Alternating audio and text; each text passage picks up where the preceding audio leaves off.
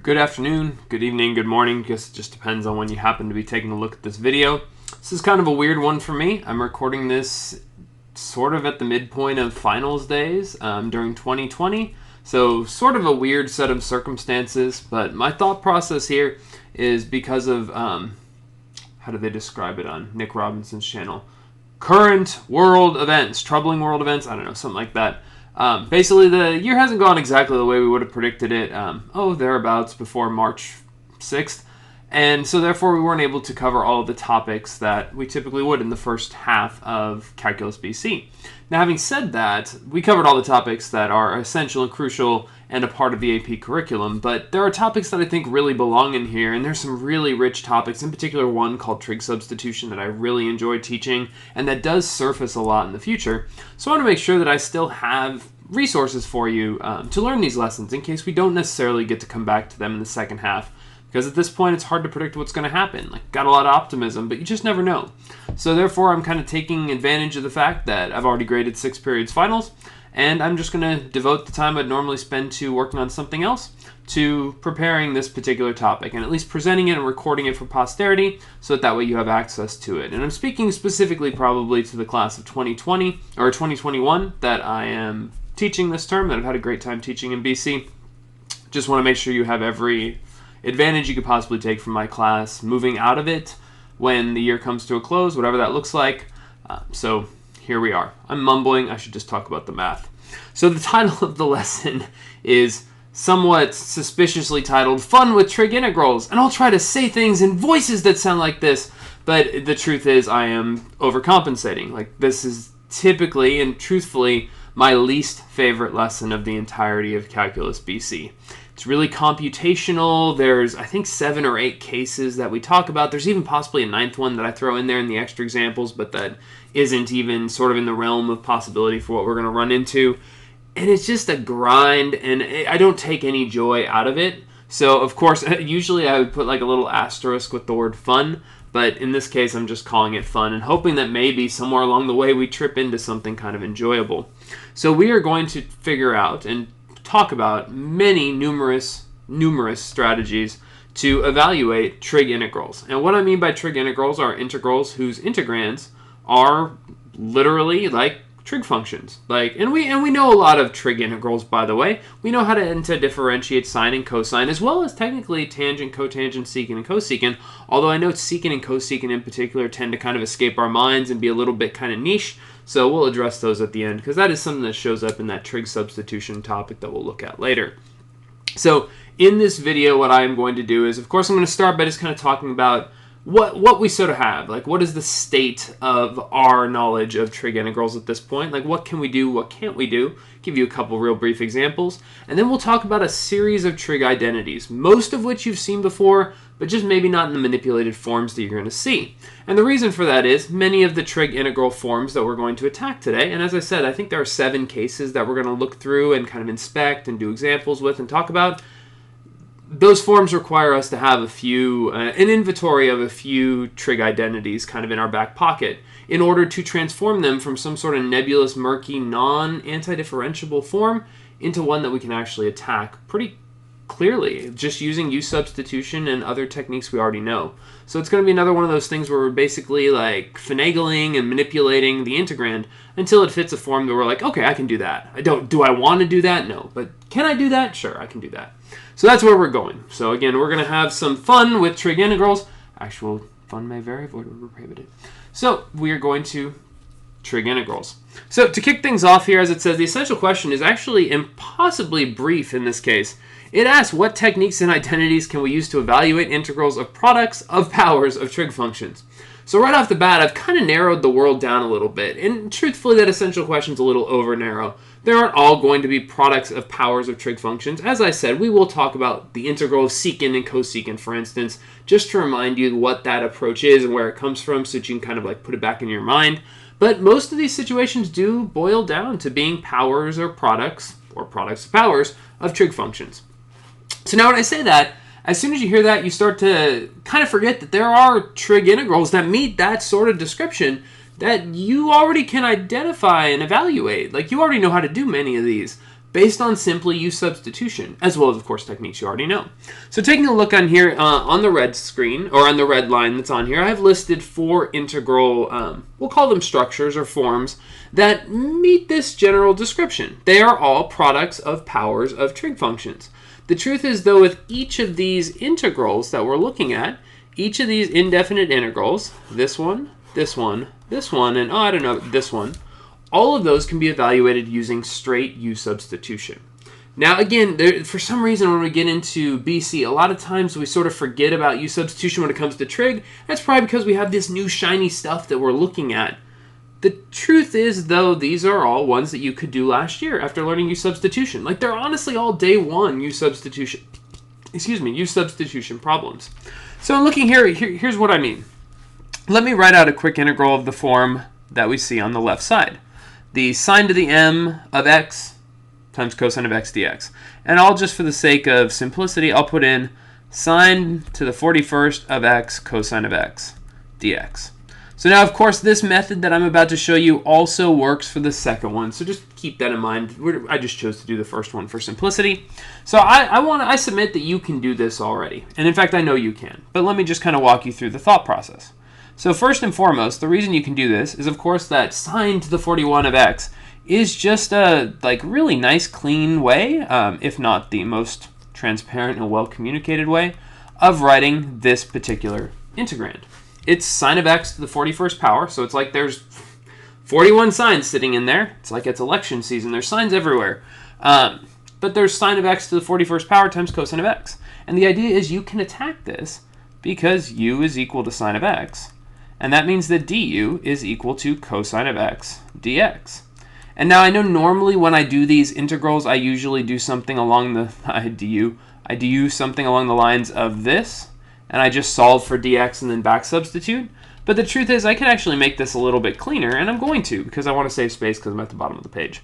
Notice that we have cosine of x dx right here. Like literally, that is du, which means this integral is effectively equal to the integral of u to the 41 times du. Like we just make a literal direct substitution. It's classy and classic. This is then 1 over 42. Hey, there it is. U to the 42, all plus c. And of course, if we back substitute, because our original integrand was in terms of x, we want it to be in terms of x at the end as well. This is, of course, going to be 1/42 of sine of x to the 42nd power, or sine to the 41st or 42nd of x, and then plus c. So again, all we did here was a little bit of use substitution. You know this approach. You can do this. And in fact, the same sort of situation holds right over here. If we look at something with, say, tangent, just to, again, illustrate things that you already know, if we were to approach a tangent problem, let's go tangent to the, 11th of x, secant squared of x dx. Well, looking at the same exact strategy, and remembering, of course, that tangent to the 11th is the same thing as tangent of x to the 11th power, but feel free to rewrite when you're doing stuff like this. It often helps me as well just to kind of really hone in on the structure that's there. We once again can just let u equal tangent, and in doing the use substitution and completing that conversion, du must be equal to the derivative of tangent, which is secant squared of x dx, which once again is staring us in the middle of that integrand, staring us in the face from the middle of the integrand.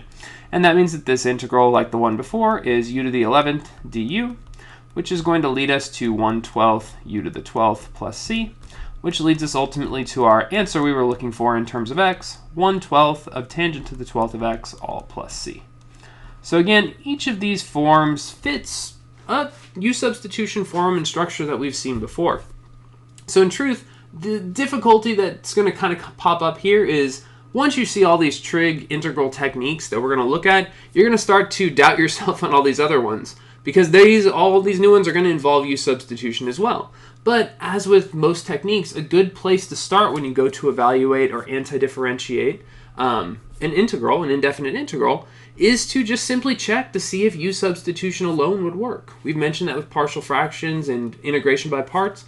Always check that first, just to see if maybe it's something that's much more trivial than you might think.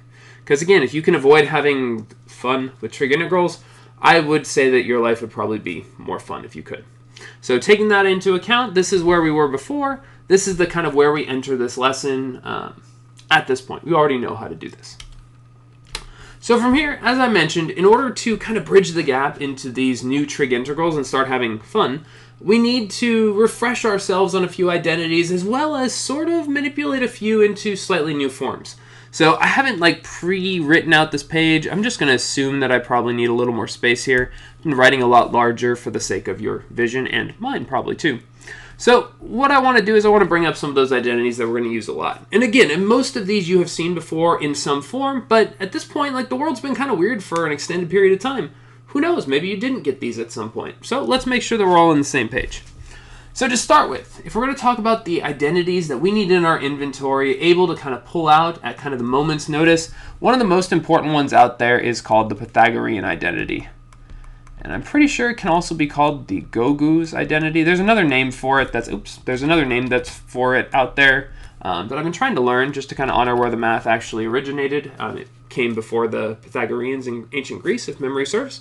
But at the same time, we call this the Pythagorean identity. You know it as that name, so I'm going to stick with it. So this is sort of the uber identity. This is the one where sort of everything else is going to come out here. So kicking things off, like if we start off with that as sort of our identity, and again I mentioned that this is called the Pythagorean identity, we could of course run into an integral that has the Pythagorean identity directly in it, but that'd be awfully nice because literally the integral of sine squared plus cosine squared is just equal to the integral of 1. You could do that on day 1 of antidifferentiation. Instead, this Pythagorean identity produces numerous other versions that will sort of appear in some of these structures that we'll see inside our integrands in the future. So in particular, let's start out here. I'm going to erase the word Pythagorean. Actually, can I move it somewhere? I feel like I should be able to move it somewhere. There we go. So I'm going to start. I'll move up the word Pythagorean up here because that is the first type of identity we're going to look at. And I want to point out that in addition to this version of the Pythagorean identity, kind of the classic sine squared plus cosine squared version, if you divide both sides by cosine squared of x, and I guess technically if I want to do this right, I should just do the entire thing divided by cosine squared. So if you divide the traditional kind of origin point Pythagorean identity by cosine squared, you'll get sine squared over cosine squared is tangent squared plus cosine squared over cosine squared, which is 1, is equal to 1 over cosine squared, which is secant squared. So this is sort of the other important Pythagorean identity for us to be aware of. The reason is it allows us to work with secants and tangents. And what you're going to see really fast, well, actually it'll be kind of slow, sorry, this is a meaty lesson, is that the trig integrals that we're going to be evaluating will always feature pairs of sines and cosines, or tangents and secants. If they feature something else, there's of course analogous rules, but those are the structures that come up when we perform this technique that we'll see soon called trig substitution. Trig substitution always guides us down this path that leads to sine or cosine, and then tangent or secant. So basically we're going to focus our attention on these forms, the structures we're going to run into. This lesson doesn't exist in isolation because it's actually fun to use trig integrals, despite what I titled the lesson. It exists because these are the forms that we need to be able to attack when we're doing trig substitution. So keeping that in mind, we have these two identities, the red one and the purple one. But in truth, as I mentioned, these aren't going to be the exact forms that we're going to run into. Instead, we're going to see sort of twists and variations on these two identities. In particular, and I want to make sure that they're there. By the way, I have my fake glasses on so that it's not reflective. That way you can feel like you're making some eye contact with me.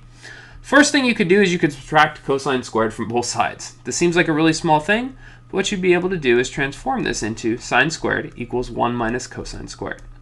This is one version of the Pythagorean identity, the basic one that we're going to run into and use.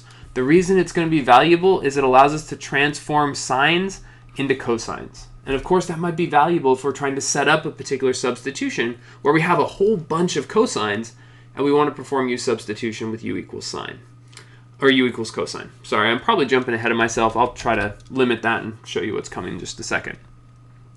On the flip side, we could also of course have instead done the analogous move and subtracted sine squared from both sides. If we had, we'd have that cosine squared is equal to 1 minus sine squared. This, just like the original one, is something that will pop up. And again, we'll talk about which one you might choose, like you can see on this next page. There's literal descriptions of what you're doing and why. So just know those are the two that we're going to likely run into.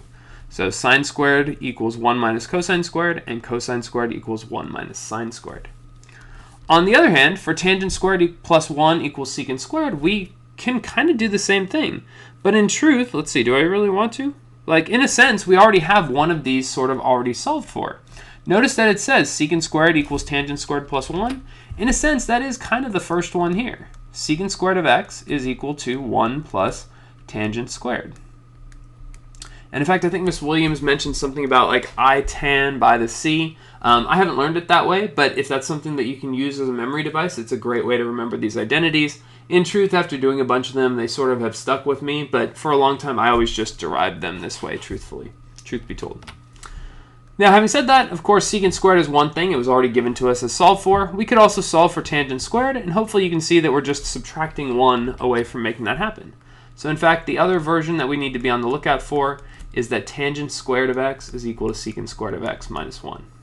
So those give us sort of our 4 Pythagorean identities, the ones that we're going to be applying. And truthfully, I believe in the work that we're about to do after this page, we will apply each and every one of these at least once. Like you'll get to see a little bit of all of them, and it's good to have them, again, ready to be recalled whenever that time comes. So there's our first bit. Again, you have seen Pythagorean identities before, just never really gotten to see why we truthfully care that much. This lesson will be one of those opportunities, I'm sure. So from here, the next identity we want to hit can come from a couple different places. This is one of my favorite identities. There's actually this whole video on my YouTube channel, one of the earliest ones, where I talk through and do examples using these identities. And I use one of my Darkwing Duck original action figures from the early 90s to like do this dance that my teacher, Mr. Richmond at Laguna Creek, taught me. But we will just let you explore that on your own. Instead, I want to point out that there is something called a sum and difference identity. And in this case, we're using sort of a double angle identity too. But beside the point, basically what we want is we want to find a way to express the trig expression cosine of 2x in a slightly different way. And it's going to feel like this is like really out there for the moment, but you'll see why it pays off in just a few minutes. In truth, what we want to do is we want to be able to integrate something like just sine squared of x, and we can't do that without something called a power reducing identity. So to get there, we follow this path. So first of all, if you have cosine of the sum of two angles, I learned this is the cosine conga. So it's cosine, cosine, sine, sine, sine. And I believe it was more like cosine, cosine, sine, sine, cosine, cosine, sine, sine, cosine, cosine, sine, sine, sine. And that last little bit goes cosine, cosine, sine, because it switches whatever the SIGN sign is in the middle, and then sine, sine. So there is our expression. But you might notice that that actually is the same thing. Since our x's were the same, we were adding two of the same angle, we get cosine squared minus sine squared. So in a sense, what we've just done is we've just found sort of, it's called a double angle identity, but for the moment it's just kind of a starting point for us. We found that cosine of 2x is equal to cosine squared minus sine squared, which looks sort of Pythagorean identity-y. It's not really a word, but beside the point. But having said that, at least it sort of gets us into the realm of possibility here. Cosine squared minus sine squared is cosine of 2x. Now what we want, though, is we want to be able to solve for either cosine squared or sine squared. So in order to do that, we also need to make sure we don't have too many different things in there. We don't want to have multiple cosines or multiple different trig functions in there. We want to be able to streamline it. And again, you'll see why in a few minutes. So again, this feels a little out of place, but it's a little easier just to get the identities out of the way. So what I want to do at this point is I want to take advantage of these Pythagorean identities. So in particular, we have both of these. So right at this point, what I'm going to do is I'm going to point out that we can make a substitution itself. So there are two different changes that we can make here. Let's pull this down and take advantage of it. Boom, boom. And I think I need a little bit less room here. There we go. So what I'm going to do first is I'm going to make a substitution for sine squared of x. So as we go to make that substitution, I'm going to take full advantage here and paste in some stuff.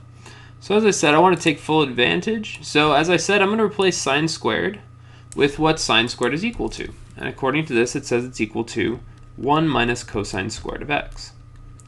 Now when I make that adjustment, I'm going to get a new version of this identity. First and foremost, I'm going to get that cosine of 2x is equal to 2 cosine squared of x minus 1. And from here, if I do just a little bit of algebra, again, these things feel a little less motivated than they should be, but we'll fix that in a second. If I add 1 to both sides and divide by 2, we're going to get the identity that we want.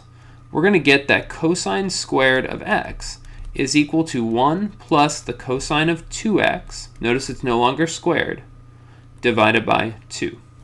So this, and that little star does not belong there, get down here, this is the first of two special identities that we're going to use. Before we get too excited about it though, let's just do the other one. Like there is one more that we can look at here. So we just did this version to solve for cosine squared, but you can probably imagine that at this point with how much trig stuff we're doing, there may come a time where we're actually going to want to solve for sine squared. So we might run into that at some point in the path of one of our integrals. So if we make this substitution in this case for cosine squared, we can follow the same basic pattern and point out that cosine squared is equal to, as it says, 1 minus sine squared. And then given this information, or kind of throwing it together, we would get that cosine of 2x is equal to 1 minus 2 sine squared of x. And once again, if you do a little bit of algebraic finagling, in my mind I see it as adding 2 sine squared to both sides, subtracting cosine of 2x, and then dividing by 2. You'll get the other one of these special identities, that sine squared of x is equal to 1 minus the cosine of 2x, all divided by 2. And this deserves the special star, get rid of this one. What we have just found and written out are the two pair of power reducing identities. So basically it's like if it's in the middle of summer and you decide not to turn on the AC, that would be power reduction. This is a power reduction identity as well. The reason being it takes something that is squared and turns it into something that is to the first power. And if you're imagining kind of scoring ahead or thinking ahead here, if we were looking to integrate something like sine squared that we don't have an antiderivative for, we could just integrate 1 minus cosine of 2x and we'd be able to get there. So we'll see that in a second. Now, having said that, what we've just thrown up there are effectively 6 identities. In truth, there's really like 3 pairs that are there. If you're not a memorizer, like there are ways to kind of always be able to arrive at this identity, but this is one of those rare situations where I would say it's probably in your best interest just to remember and commit these to memory, especially the power reducing ones that you have not done much work with before. I wouldn't want to have to derive all this every single time, even though I'm a person who loves singing that little cosine conga thing. I just don't think that's probably in your best interest. So I would definitely commit these to flashcards, like throw them out there, practice them when you've got a little bit of time, you don't have anything else you can really commit to. It's always a good idea. And again, as I've said, you probably know this one, so deriving the Pythagorean identities is a little bit more reasonable, but again, you be you, I trust you to make that right call. The important thing is we now have an inventory of identities that we're going to need to be able to kind of pull out of the hat like a magician's rabbit when the moment calls for it.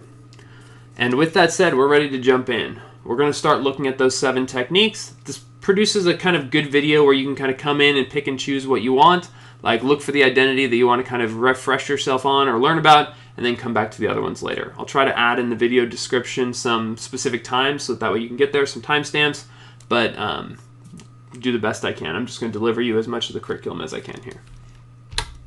So in each of these pages, which you'll see in just a second, and yeah, this will super intimidate you, but I mentioned that there are 7 of these individual sort of structures that we're going to run into, like common structures that pop up when we're doing trig integrals. And I'm going to basically go through, talk about each one, and do a full in-depth example of each one. So that way you get a feel for what's happening.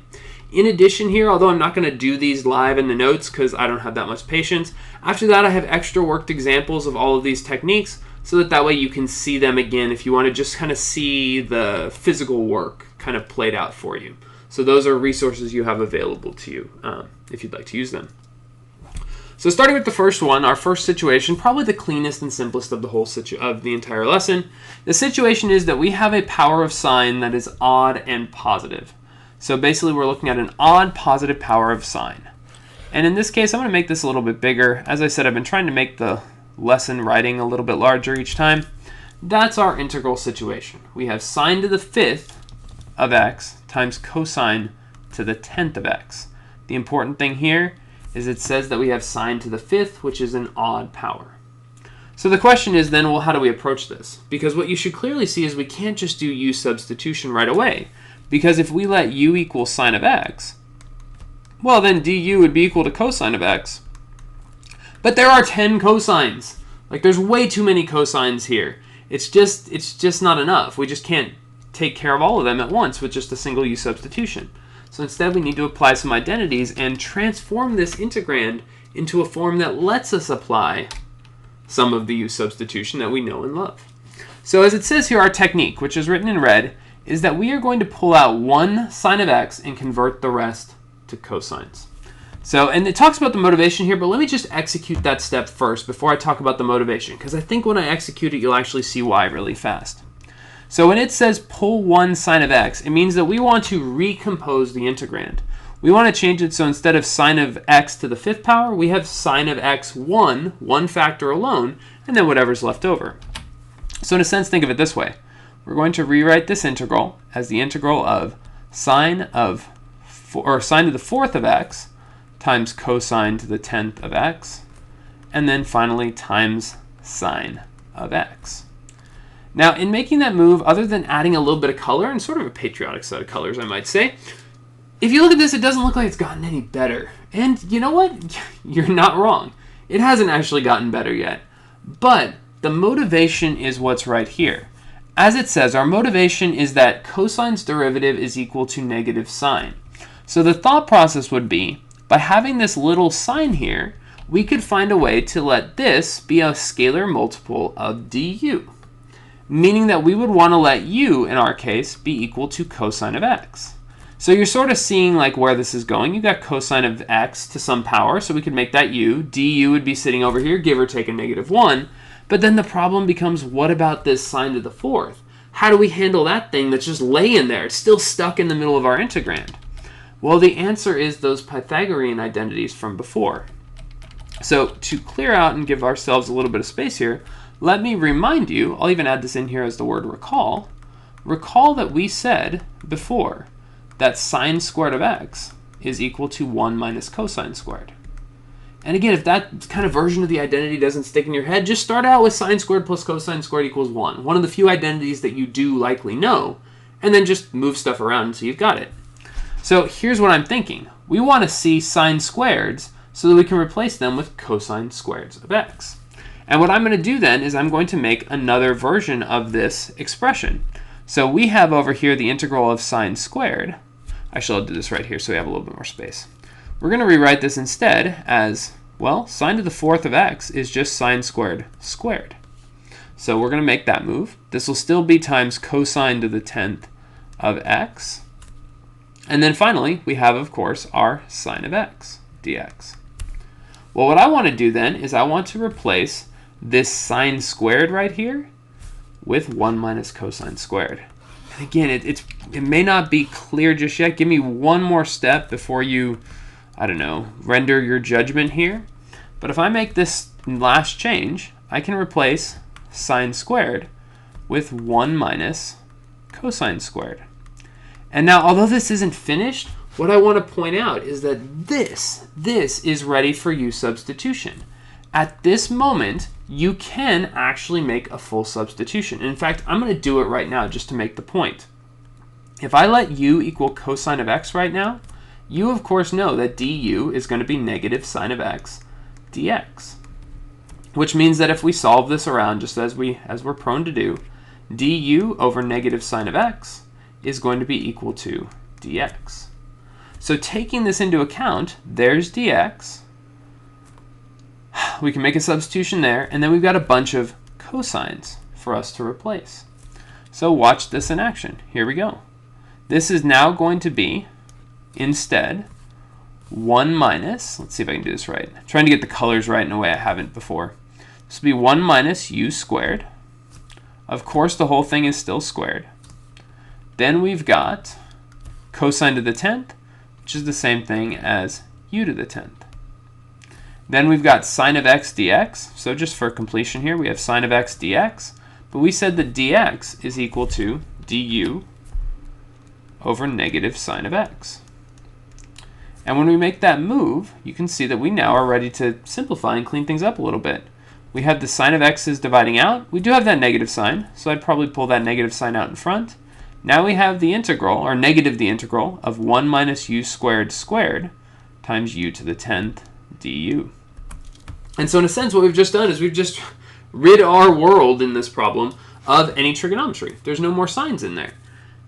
And theoretically, we can now evaluate this. We just have to do a little bit of algebra still. Like, this is still not easy. We still just have to continue moving forward. And you can see that's kind of the challenge here, is even if you master the trig identity part, even if you master the portions of transforming this, there's still algebra that's left to do. So I can't deny that. That's definitely something that puts a damper on some of the fun with trig integrals.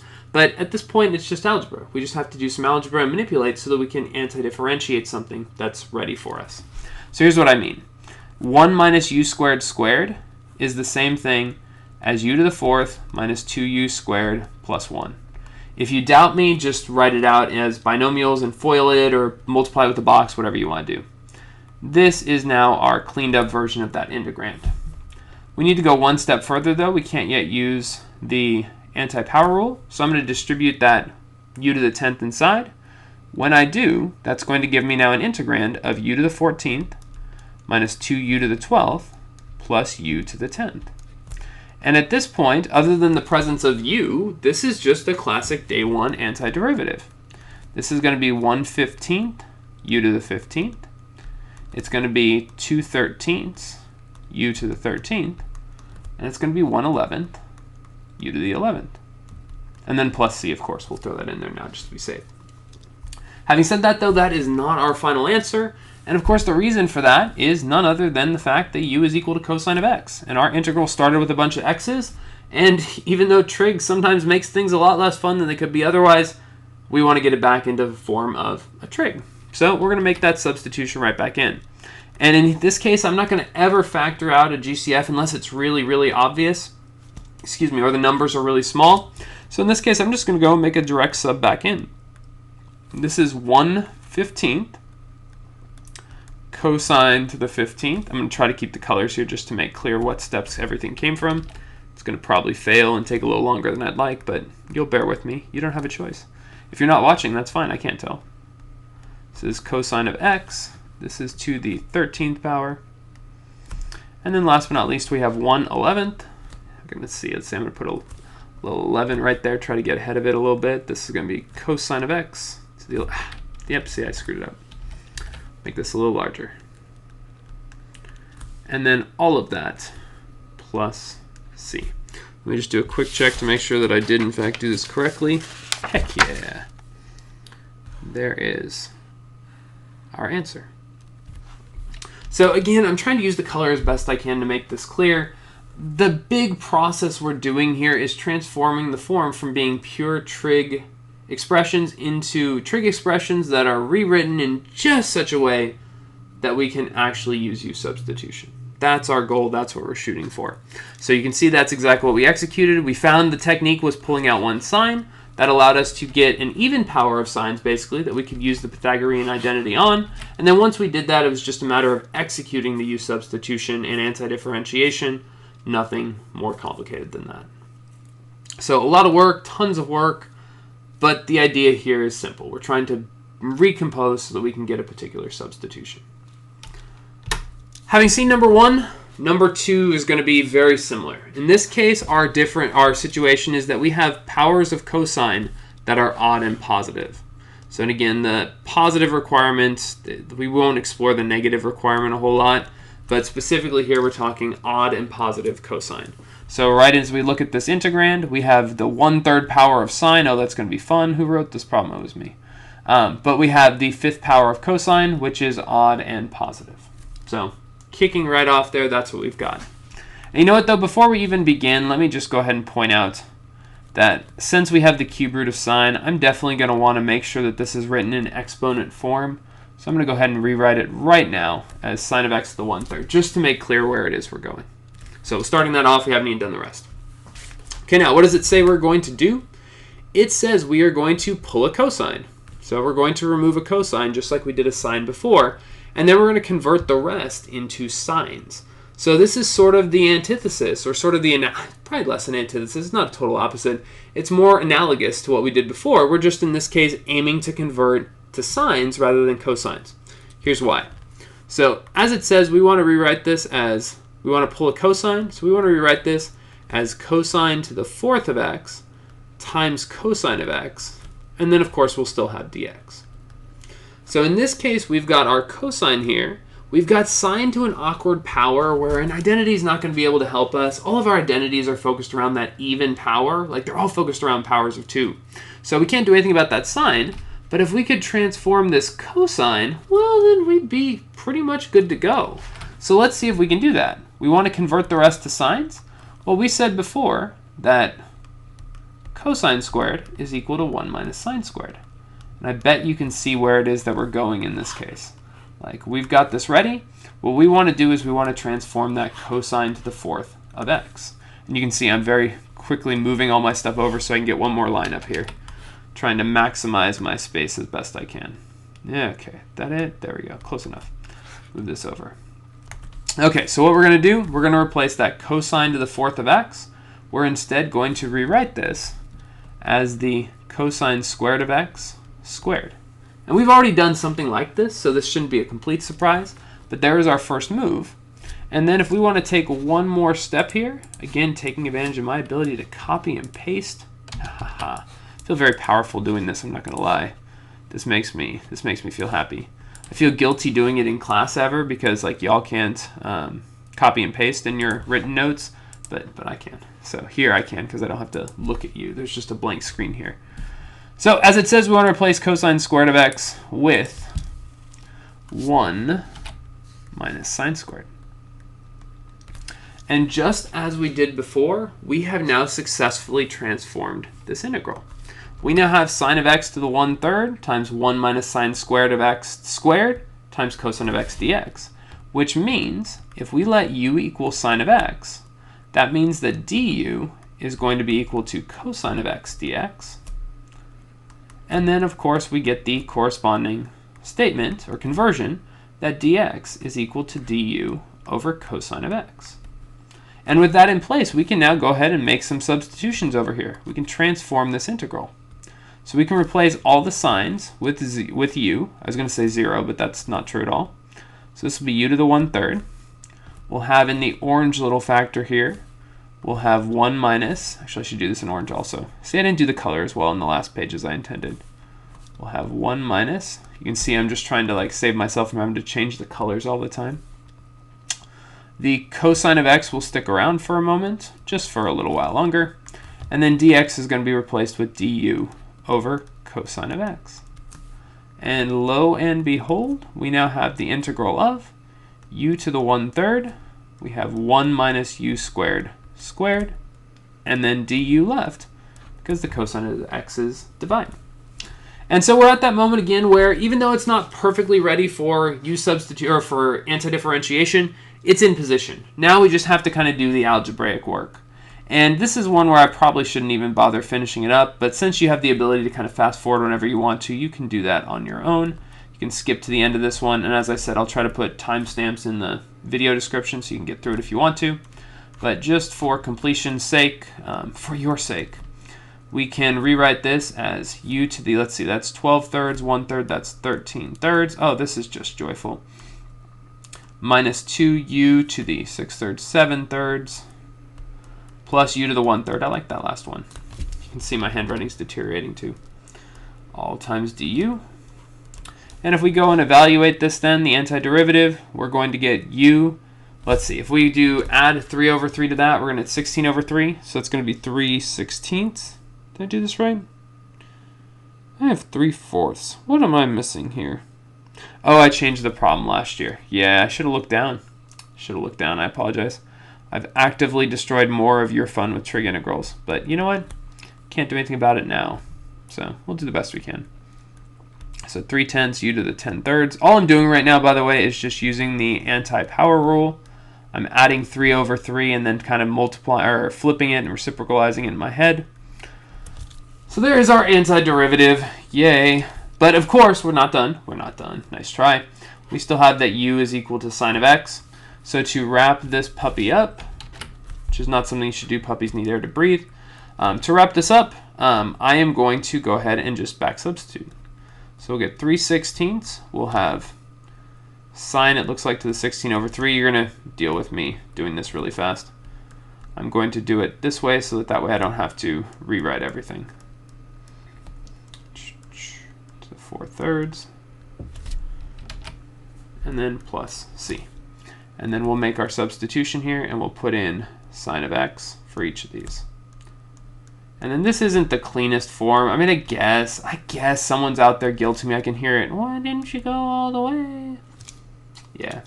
I don't know. And the truth is, I could probably go even further with these denominators. 16, 10, and 4. There's 3's up there. I could totally pull out a GCF at this point. You know what? I'm going to do it. Basically, no one's here to stop me. No one's here to roll their eyes. Nobody's here to laugh at me or turn off their camera. So I'm just going to do it. If I pull out a GCF, these would all be 160. So that would be a 10 that would come in. Is that the smallest possible? I think it is. 80. No, 80. So 5. That would give us, let's see, if we pull out 3 over 80 as our scalar, there might be a mistake in here, but I think I can do it. We can also pull out a sine of x to the 4/3. It's going to leave us on the inside with, memory serves, a 5 sine to the 4th of x. On this one we need an 8, so it'll be minus 8 sine squared of x. Then in this last one, we need a 20, and then all of that plus c. And I believe I just did it correctly. If I didn't, well, the first answer was correct, and I was only doing this to show off because nobody's here to stop me. Look what I'm mad with power. Yeah, there we go.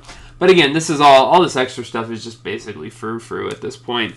The important thing is to recognize like the idea of having this like purposeful substitution or this purposeful recomposition. We're trying to rewrite it so that we can set up a U substitution by applying just the right Pythagorean identity at just the right time. So having seen those first two very parallel sort of situations where we were really trying to angle for recomposition with a particular Pythagorean identity to set up a U substitution, the third situation is sort of different. It's a different approach. In this case, there really is no way to attack this except for this particular identity called the power reducing identity. So in this case, you know where we're going to begin? I'm not even going to go that far. I think those first two took a lot out of me. And since I control this, I'm just going to make this a little bit bigger. In this case, what we want to attack is that we have a situation where sine and or cosine both or each has an even power. So it has to be both in this case, or just one by itself, of course. That's all it takes.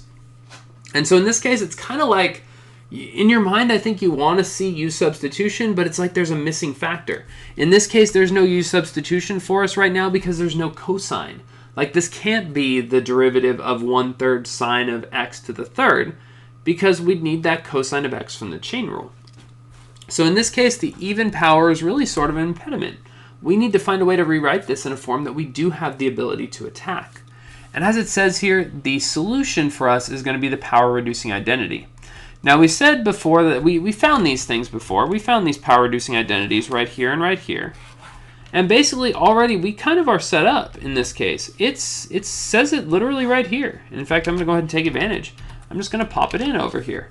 This is the identity that we're going to use. I'll turn it red so we can see it. We're going to use the fact that sine squared of x is equal to 1 minus cosine of 2x over 2. And again, to make this clear, maybe I'll even put this in here just once so we can kind of see it. This is cosine of 2x as opposed to cosine squared of x. So big, huge distinction. So in this case, the way this proceeds is actually pretty simple. Since we've got just sine squared, because I changed it, we can rewrite that integrand instead as, well, it's no longer sine squared of x. It's with the power reducing identity, 1 minus cosine of 2x, all divided by 2, and then dx.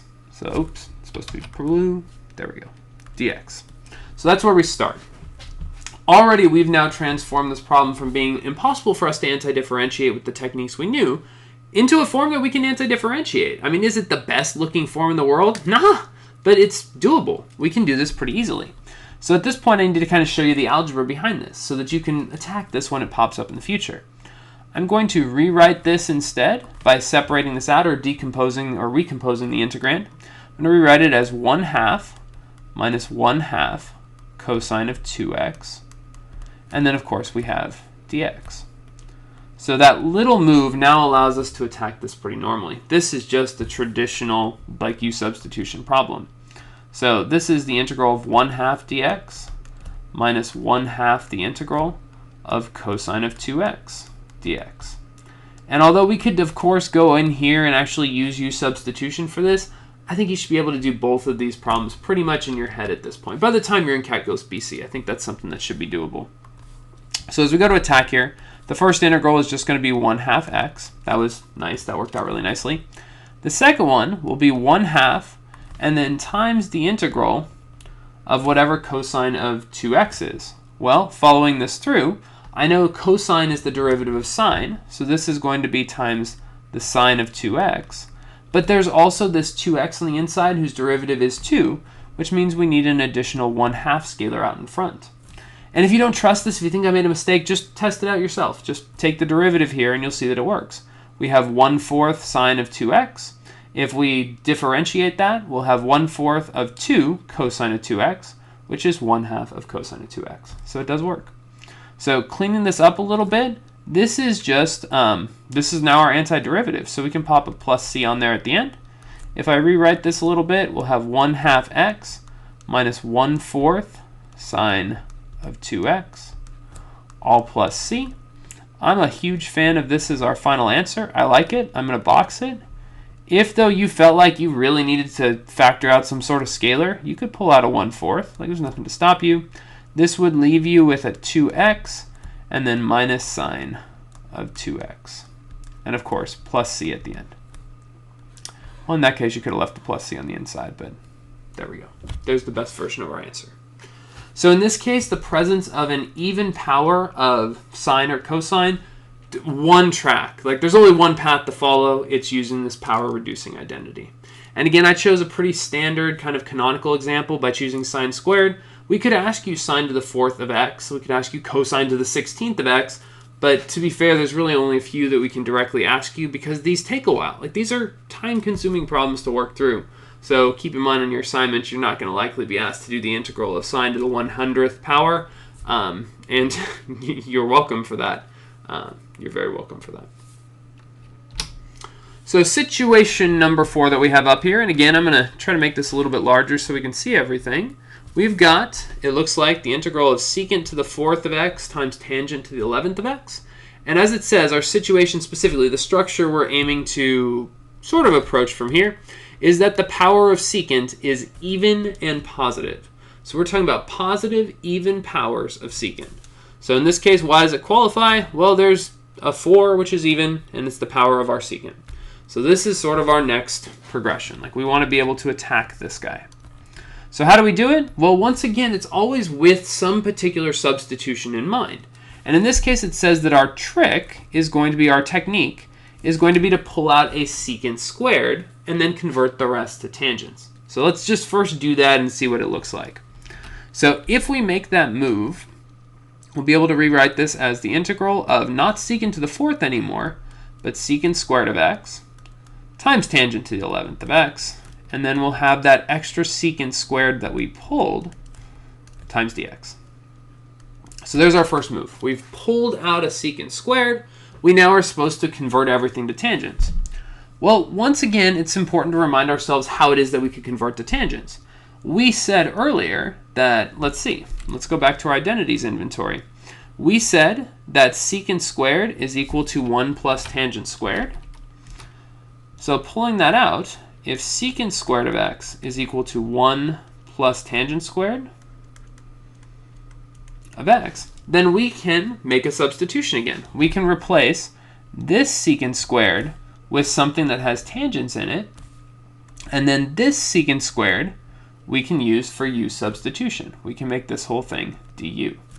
There is our thought process. Let's make it happen. So what does this become? We'll let that secant squared at the beginning become 1 plus tangent squared of x. Then we still have tangent to the 11th. Okay, that's not going anywhere. We got that.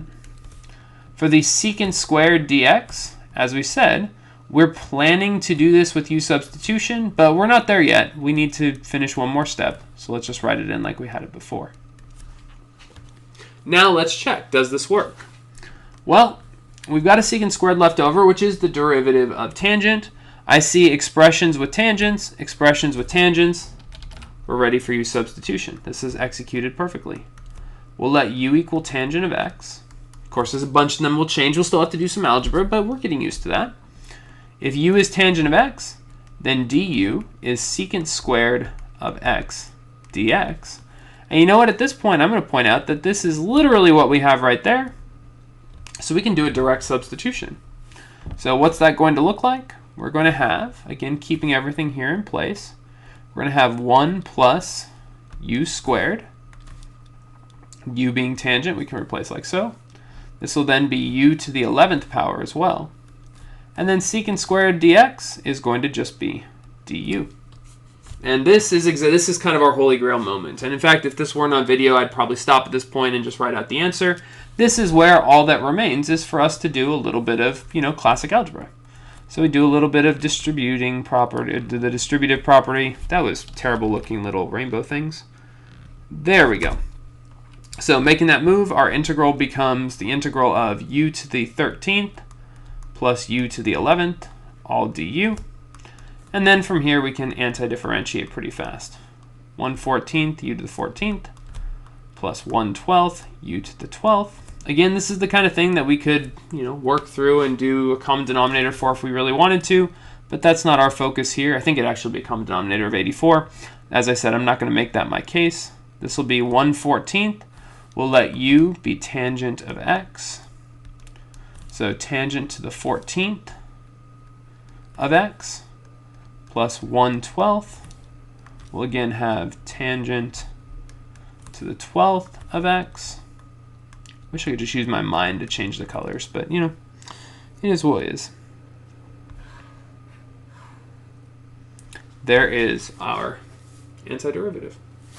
So, and again, with all of these, if you don't trust the process, if you feel like something didn't work or something's not going the way you thought it should, just differentiate. You might have to use some trig identities to get it back into the form that we had at the beginning, but in fact, these derivatives will match up with what we're looking for. And more important than that, again, every one of these strategies is just rearranging it just right so that we can make a identity-based substitution and then use u substitution. So everything does lead back to the path of u substitution.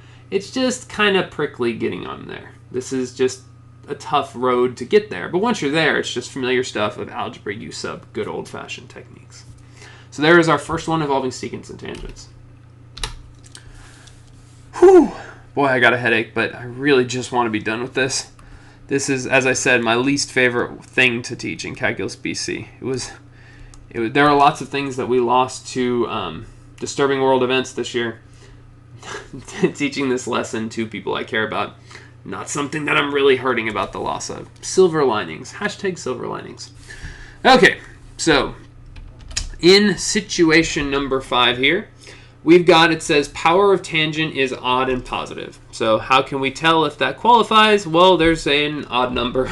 That is the power of our tangent. So clearly, that's our situation. Again, sort of has similar feel to what we saw before, except in that case it was secant is even and positive. In this case, we've got power of tangent is odd and positive. And in fact, just to point out, yes, the last one also fit that. These problems can be done multiple ways, but one way is usually more expedient than the other, just FYI. So having said that, we want to attack this. So I'm going to trust that the process works here. It says power of tangent is odd and positive. We got that. It says that our strategy in this case is to pull out or factor out a factor of secant x tangent x. So we need to pull both one secant and one tangent out of this mess. So let's actually do that. And since this is my old handwriting, I'm going to go ahead and pull it there. So what's going to happen when we do that? So we're going to no longer have secant to the 5th. We're going to have secant to the 4th. We're no longer going to have that looks terrible. I have to change that. I apologize. My handwriting's gotten a lot better on this thing. So we'll pull out a tangent. That leaves us with factors of secant x and tangent x. And then, of course, we still have our dx at the end. So now, just thinking this through a little bit before we proceed forward, let's think about why this would work. Okay, I know it's on the page, but we're doing a thought experiment. Sue me. Don't sue me. I don't want you to. So in here, if we're thinking about that, if we're pulling out a secant x tangent x, it's worth thinking, where have we seen secant x tangent x before? What might make that sort of special? And of course, the answer is that secant x tangent x is the derivative of secant of x. So the thought is maybe we're going to try to replace everything else with secants, so that way we can do some sort of u substitution where u equals secant. And Without even looking at it, yeah, that's exactly what we're going to do. We want to convert everything else to secants so that we can perform U substitution. So in order to do that, once again, we need to remember our identities. So now here's the thing. I remember from the last one, 1 plus tangent squared of x is equal to secant squared of x. But in this case, we want to replace all the tangents with secants. So we need to subtract 1 from both sides, and instead use the identity tangent squared of x is equal to secant squared of x minus 1. So we want to use another version of the Pythagorean identity, in this case to get a whole bunch of secants in there, so that way we can set up the right substitution. And thankfully for us, again, I've kind of nerfed these problems by giving us cleaner coefficients. We did enough binomial multiplication. We've got exactly what we want there. That's this guy. Look at that. It's right there. We're ready to make this substitution and good to go. So let's execute it. Let's just get in there. I think we're ready to do this. So this will now be secant to the fourth of x. We have tangent squared, but we can replace tangent squared in this case with secant squared of x minus 1. We still then have secant of x, tangent of x. Like you can see, that's still sticking around. And we still have dx. But this is, again, the position we wanted. We now have a bunch of secants in there, and then a secant x tangent x factor. So let's perform the U substitution. Let's let u equal secant of x. That means that du is going to be secant of x, tangent of x, dx. And stop me if you've heard this before. I see that. It's exactly what's there, which means we can once again make a quick substitution and finish this off fast. So we have the integral of secant to the fourth. No. That's going to be the integral of u to the fourth. We have the factor secant squared minus 1. That's still going to be something squared minus 1, but since u equals secant, we'll let it be u squared minus 1. And last but not least, secant x tangent x dx is literally equal to du. They're equivalent. It says so right here. So we'll make that substitution as well. And then doing again, as we have so many times before, a little bit of algebra. We can rewrite this integrand as the integral of u to the sixth, or the integrand as u to the sixth minus u to the fourth, all du. And this is, again, day one anti-differentiation. 1/7 u to the seventh minus 1/5 u to the fifth, all plus c. Of course, this will be rewritten nicely as 1/7, we'll put that right there, and then minus 1/5. Look at me really legitimately cheating just to avoid having to rewrite stuff multiple times. It's going to be secant. Not proud of this, but I'm also really, really tired and have a splitting headache.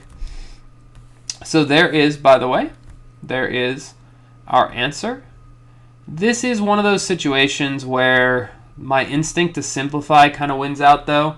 I can see that with these 7 and 5s there, I could pull out a factor of, well, let's see, I could pull out a factor of 1/35 secant to the fifth of x. If I do that, I'm going to be left with 5 secant squared of x minus 7, and then all plus c. So again, I'm pretty good at doing that sort of algebra. Your story may vary. That's fine. But it's not necessary at all. Definitely not necessary, but it can be done. So there is our other version of that answer. Again, both are fully correct. And in fact, if this were multiple choice, it'd probably be written in this form just for simplicity. But again, both are correct, just showing off a little bit of algebraic skill. So we've now seen specific strategies for both secant and tangent, depending on certain powers. Again, and I admit that these are kind of tough. Like power of secant is even and positive, power of tangent is odd and positive. And even mentioned here that like on that first one, you could have technically done the fifth scenario because tangent was to the 11th power, an odd number. But again, that's one of those things that's worth doing. Like when you run into one of these problems in the wild, if you're not sure which approach to take, test it out. Like rewrite it and see how bad it would work out if you had to make that particular substitution, or if you had to shove the Pythagorean identity into the leftovers there. See what works. Because at the same time, you always know what your goal is. Your goal in these cases with secants and tangents is to get a secant squared or a secant tangent out. Try it and see if that leaves you something you can do. Easier said than done, of course, but at the same time, definitely a valid strategy. Oh, I can smell it. We're almost at the end here. I'm really excited about this being over. Not that I don't enjoy talking to a blank screen in an empty house during a pandemic. That's certainly a thing. But this is, as I've mentioned, not exactly my favorite lesson. So, as I said, there are 2 more scenarios we're going to look at. And then, again, you'll have seen a little bit of everything. And I think no matter when you're watching this, you'll have enough information to be able to attack whatever problem set goes along with it. So on here we have situation number 6, and it says the power of tangent is even and positive.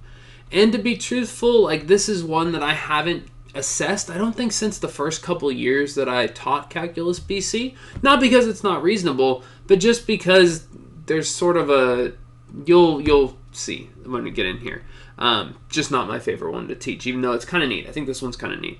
So as it says in this case, if our power of tangent is even and positive, we are going to convert a tangent squared into secant squared minus 1. So basically in this case, we are going to apply the Pythagorean identity. And then it says it will break down to secant squared of an integral eventually. So we shall be the judge of that, but I know it does, but we'll see what happens. So first of all, how do we do that? Tangent to the 6th of x, we're supposed to convert a tangent squared out, or we're supposed to convert a tangent squared? Well, first we need to rewrite this as having a tangent squared. So I want to rewrite this as tangent to the 4th times this extra factor that we're going to now pull out in this sort of recomposition, tangent squared of x, and then dx. So if you look, this is of course equal to the exact same thing we had before, which is a great move. Like we've just rewritten in a different way. And the motivation for that way is this, this Pythagorean identity, that tangent squared is equal to secant squared minus 1. So now that we've got that in our mind, we can go ahead and make a substitution. And this is one of those situations where you're just kind of like giving yourself time, like waiting for it to develop, confident that it will. We'll see if it does, but here we go. We have tangent to the 4th of x. We're going to replace that that tangent squared with secant squared of x minus 1. And then all dx. So at this point, when you look and go, and at first you probably think, this is ready to go. I can do U substitution now because tangent's derivative is secant squared. Au contraire. It's not quite there. The problem is we also have this minus 1. So in fact, before we can do anything else, we actually need to distribute this tangent to the 4th in and rewrite what this integral's form actually is. So what's going to happen here is this is going to transform. It's going to be tangent to the 4th of x times secant squared. And then we're going to have minus 1 times tangent to the 4th, or just minus tangent to the 4th of x. Of course, all dx. So there is our rewritten integrand, and there's good news, bad news here. The good news, sorry, that's my shoes, by the way. Good news, bad news. The good news is this term, we can anti-differentiate that. That's 1/5 tangent to the 5th of x. The bad news is we also have this thing. Basically, we've created another power of tangent is even and positive. So, you know, it's a little frustrating. So here's what we have to do. Basically, why do it once when you can do it twice for twice the time? Like exactly what we're going to do is the same thing we did before. We are now going to rewrite tangent to the 4th as instead tangent squared times tangent squared. So in a sense, what we're doing is we're repeating the process. It almost feels iterative, but it's not exactly iterative. We're just, again, recomposing over and over again. So there's our move. Like once we've made this move, again, we have another situation where we've got an even power of tangent. Now we've got a tangent squared alone. I can get rid of that underline.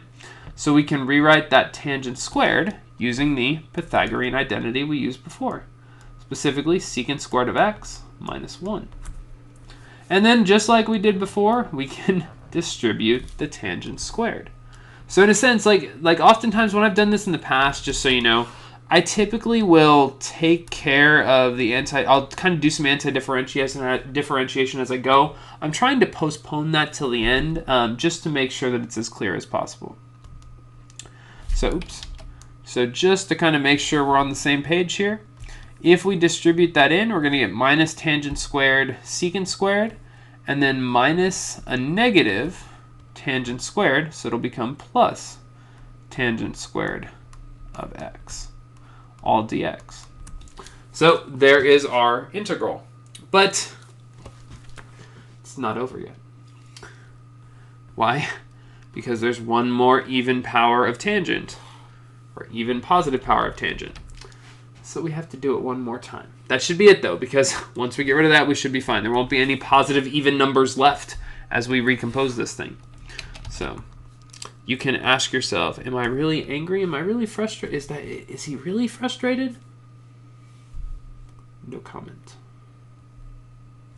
So tangent squared, we are going to rewrite as, oh wait, look. Oh, finally we're here. It says rewrite tangent squared as secant squared minus 1. Hey, look, it's a tangent squared.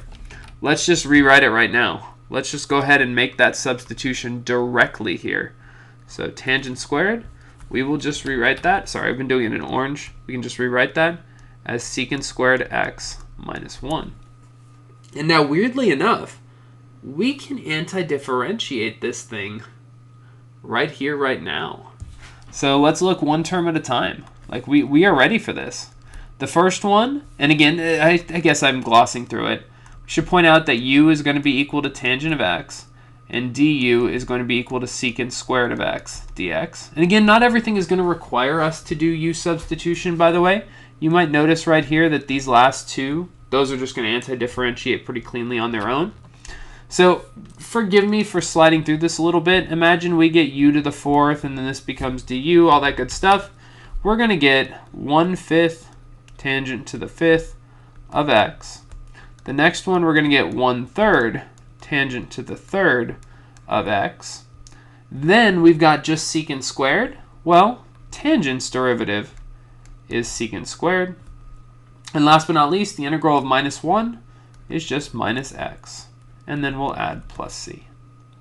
And at this point, I want nothing to do with any more trig integrals, so I'm just going to stop right there.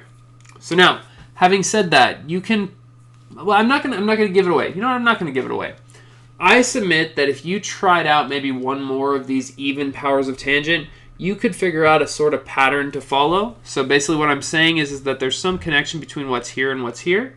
So I would suggest maybe, like sort of a try it at home situation, like maybe try out the integral of tangent to the eighth and see if you can develop that pattern to potentially in the future sort of nerf this situation. Like to just kind of know, oh, I know what's going to happen here. It's going to break down into these secant squareds and keep descending, and maybe something happens with the sines. Hint, hint, hint, hint.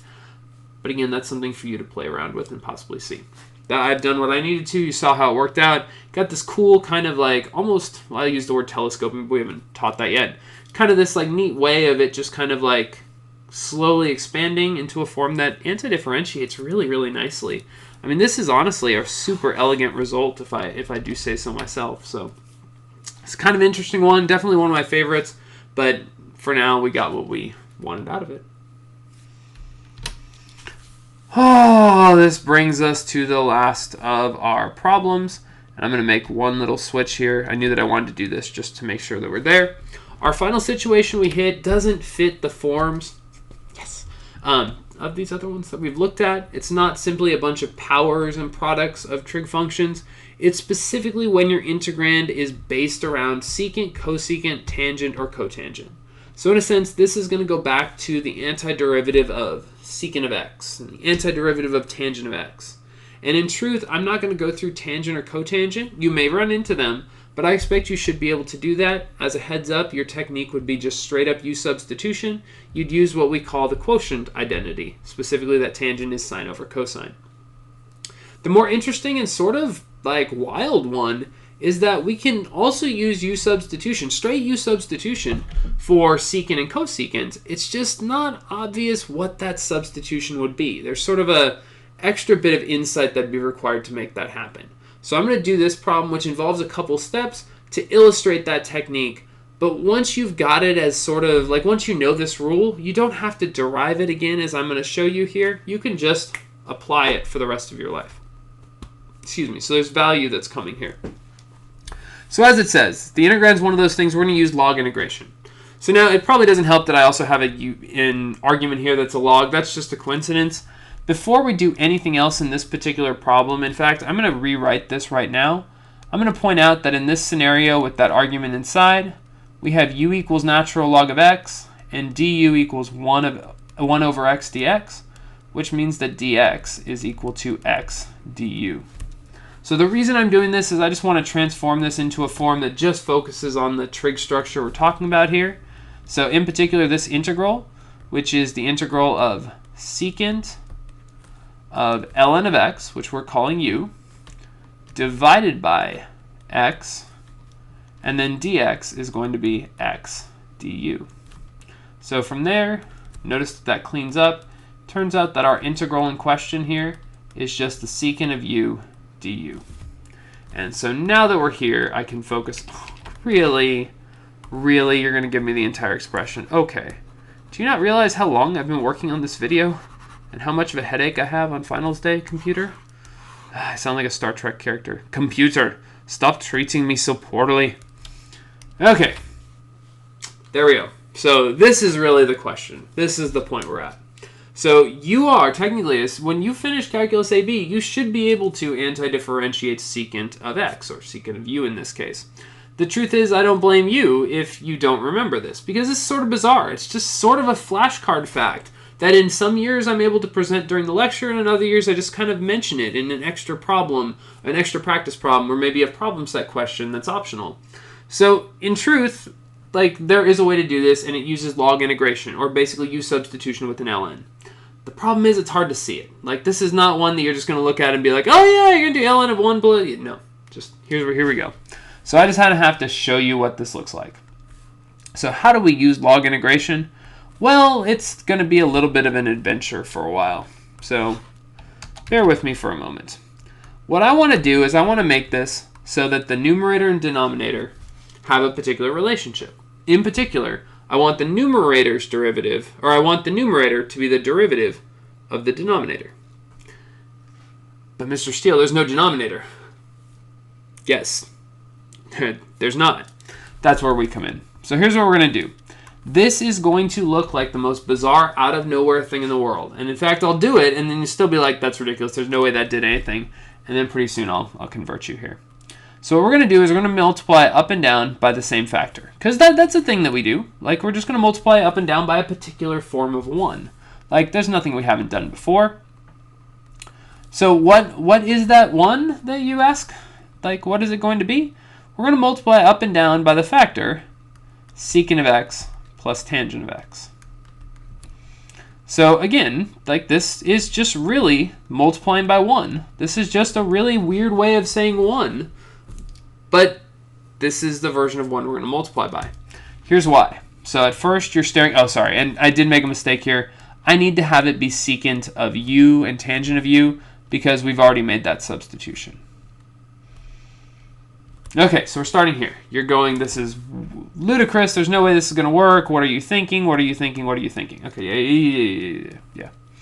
Okay, here we go. So what I'm going to do is I'm going to distribute this into the numerator. And then also, this is kind of the key. Like, sometimes it doesn't work otherwise. Like, you just don't see it as well. I'm also just going to rewrite the order for the denominator. That's just a personal thing that I want to do. Like, trust in me in this case. I'm going to write that denominator as tangent of u plus secant of u. So u will see why in just a second. In our numerator, we are going to now have secant squared of u, and then we'll have secant times tangent. So plus secant of u, tangent of u. And of course, then there's that nice little du all at the end. So I encourage you to look at this for a second while I obsess over the fact that my little factor right there, I'm never going to be able to make that line straight. Oh, it's going to bug me forever. That's fine. That's life. Basically, I want you to look for a second and just go like, well, what did we do here? Did we accomplish anything? It looks like it got just a lot worse, doesn't it? But here's the thing. We said we wanted to do log integration, right? Well, okay, like log integration, let's just see it in action. What, you're just going to let u equal the denominator? We'll just let u equal tangent of u plus secant of u. I bet it hit you. If u is equal to tangent of u plus secant of u, well, the derivative of tangent of u is secant squared of u. the derivative secant of u is going to be just secant of u tangent of u. Oh, ho, ho, ho, ho, ho, ho. Yeah. Even I can't hide or withhold or suppress that sort of like clever feeling of like, look what I did. Look at that. The numerator is secant squared of u plus secant u tangent u, which is exactly what we get if we differentiate the denominator. This is somehow in there. Secant of u is actually just the derivative of tangent u plus secant u over tangent u plus secant u, which means this is ready for us to anti-differentiate. Like, it's actually there. Like, in a sense, if you rewrite this, you'll be able to transform this entire monstrosity into 1 over u. I'll put it in green just to emphasize the point. This will be 1 over u du, which of course we know as ln of the absolute value of u plus c. But keeping in mind, yeah, there's multiple u's in here. I messed that up. I literally have u's everywhere. We need to make an adjustment there. I apologize. You should have said something to me. We'll do dw. We'll pull Arthur's sister in there. There we go. One of my favorite little gags in calculus. The dw joke. Dora Winifred, I think. I know my Arthur lore. A-A-R-D-V-A-R-K. Stuff I learned from Arthur on PBS as a kid. So right here we have the ln of absolute value of w. Well, w is that bizarre sum that we had in the previous step. This is going to be the ln of the absolute value of tangent of u plus secant of u. Of course, all plus c. And then we want to finish this whole thing up by substituting back for u, which we did earlier. So this is going to be the ln of the absolute value of tangent of u plus secant of u. And you know, you're staring at this going, there's no way this works. This is just wild. Try it out. You can test it out. It will actually work. But after all of that, there is, I'll box it in my favorite purple color. There is the function whose derivative is secant of ln of x over x. Which, yeah, you were not going to intuit your way there. This is something where you kind of got to see it. I think you need a little tip, like someone's got to throw it at you, or they got to tease you with a particular trig identity at some point. This is something. This is just something. But there is our antiderivative. So again, as I mentioned here, you're going, I am not going to do that. Like, protest, not going to do it. Yeah, you're right. So again, as a reminder, here's the rule. Now that we've seen it and you've been officially like taught what that process is, you may now take as a given that the integral of secant of x is equal to the natural log of the absolute value of secant of x plus tangent of x, all plus c. This is now canon. You may state it as a fact from now on with no justification. That is something you should now know. And again, if you're not a flashcard person, I mean, if you can just remember this, cool. Like, I think this is kind of interesting enough that it's stuck in my head. But if you can't, just make a flashcard. Like, figure out a way to learn things and retain information and practice it a little bit, and it'll just kind of stick in your head. Truthfully, this isn't a huge point of emphasis in advanced placement calculus, but there are moments in the future where you will. And, you know, when you run into trig substitution in the wild in the future, this structure does show up every once in a while. So I want you prepared for it. I want you to know where it comes from, of course, more important than anything else. And I want you to be able to succeed with it. So, voila. Da, da, da, da. There is the integral of secant, which we were able to leverage into getting this through. And of course, if you wanted to try it for cosecant, you could fiddle around a little bit. The signs make that one a little bit more complicated, signs like signs. But you could get a rule very similar. There's an extra negative sign in there, and there's cosecants and cotangents. But I'll leave that to you. So having said that, I'm going to put my little pen in my little fountain holster thingy there. It's not even a real pen. Basically, we've gone through all of the scenarios that you would reasonably be expected to encounter in this class. Now, of course, as I mentioned at the beginning, there are situations with cotangents and cosecants and cosines in some cases that are exactly parallel to the ones that we saw during our first, basically, 6 situations. That wouldn't be something that I would assess in this class. Just because, as I mentioned, this whole lesson exists so trig substitution is possible. And you're not going to run into cosecants and cotangents when you're doing trig substitution. we just don't, they're just not a part of it, as you'll see in the next future lesson.